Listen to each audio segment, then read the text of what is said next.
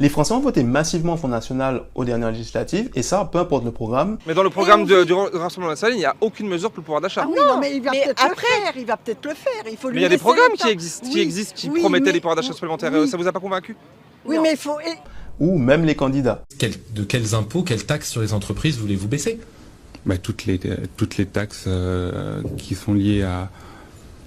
Donnez-nous un exemple.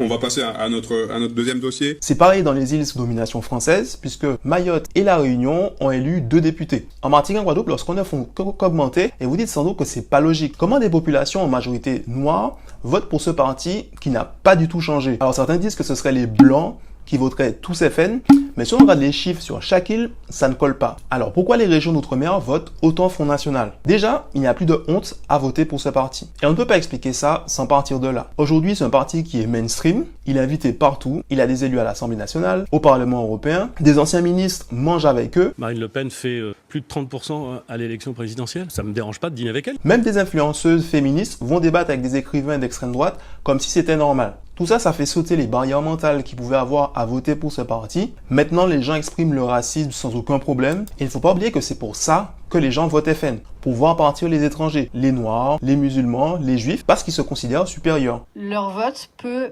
être compris comme la volonté de maintenir leur place et de défendre leur place face à des menaces dans l'ordre social et racial. Absolument. C'est un peu comme les Mahorais qui veulent dégager les Comoriens, les Réunionnais qui veulent dégager les Mahorais, et les Français qui veulent chasser un peu tout le monde. Dans les Antilles françaises, c'est un peu la même. Il y a un rejet parfois très fort des Caribéens. Beaucoup les accusent d'être responsables de tous les problèmes sur l'île, notamment de la violence, alors qu'il y a souvent des Martiniquais qui sont complices de la délinquance.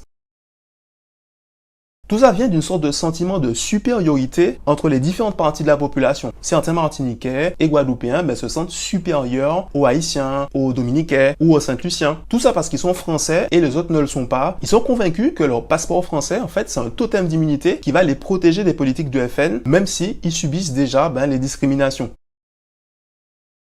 Au niveau politique, il y a un autre problème, c'est la disparition des partis politiques de droite locale. Là, je parle de la Martinique. Pour faire simple, il y a très peu de partis proches d'Emmanuel Macron, en tout cas de droite. Et s'il y en a, ils sont très faibles et représentés souvent par des vieillards de la politique. Alors pour les personnes qui veulent voter à droite, l'arrivée de candidats FN, c'est un peu une opportunité à saisir parce que beaucoup, en fait, ils n'ont pas d'autre choix, ils n'ont pas de choix aux élections.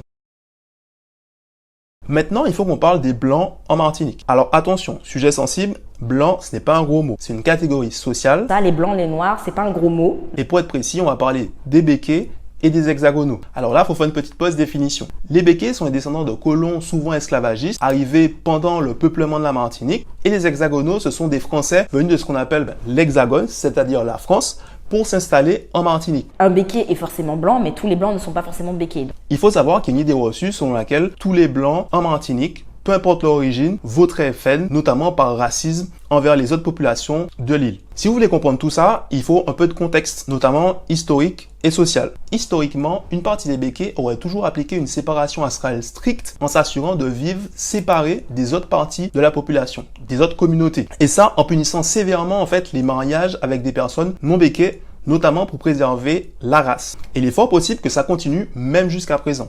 Pour les hexagonaux, malgré leur installation en Martinique, certains montrent parfois un sentiment de supériorité. Il y a beaucoup de blancs, ils viennent, ils sont limite en mode oui, nous venons pour sauver les tortues et la marée parce que les Martiniquais ne savent pas prendre soin de l'écosystème. Ils vont dire que oui, l'Antillais est vraiment bruyant, les Antillais sont violents, ils dressent leurs enfants comme des animaux, les Antillais sont peu compétents, n'ont aucune ardeur au travail. On a voté contre parce qu'on serait les premiers foutus dehors. Et puis de toute façon, sans la France, ils vont couler. Ils ne savent pas travailler ici, donc comment feront-ils sans la France? Donc certains, c'est quand même cette image qu'ils ont de la Martinique. Ils vivent là, mais ils pensent ça de nous.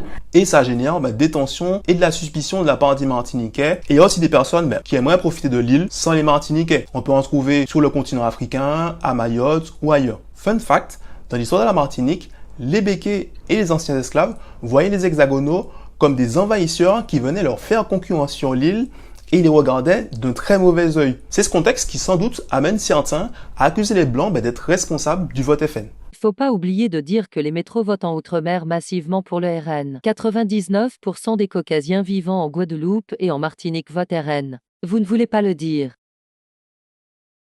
Alors une fois qu'on a mis de côté le racisme, la xénophobie, il reste en fait le ras-le-bol de la population face à la gestion des élus locaux et celle du gouvernement français. Les gens ont l'impression que leur situation ne change pas et ils en ont marre en fait de voter pour les mêmes partis politiques depuis des années sans jamais voir d'évolution. On va renverser la table. Et ça ne va plus jamais se passer comme avant. Le peuple est souverain, le peuple a droit. C'est le peuple qui décide. On a élu personne pour commander le peuple. Et ça, c'est sans parler des affaires de corruption qui donnent toujours un peu l'image du tous pourri, de l'empoisonnement des sols au chlordécone, de la vie chère, des inégalités et de la violence. Il suffit de regarder les chiffres de l'abstention en Martinique, en Guadeloupe, pour comprendre en fait que les gens ne votent plus. Ceux qui vont encore, ils y vont avec un rejet, une colère. Malgré la défaite de tous les candidats FN, il faut pas les enterrer. Il y a une partie de la population en Martinique, comme en France, qui a faim de changement et va continuer à voter comme ça si rien ne leur est proposé.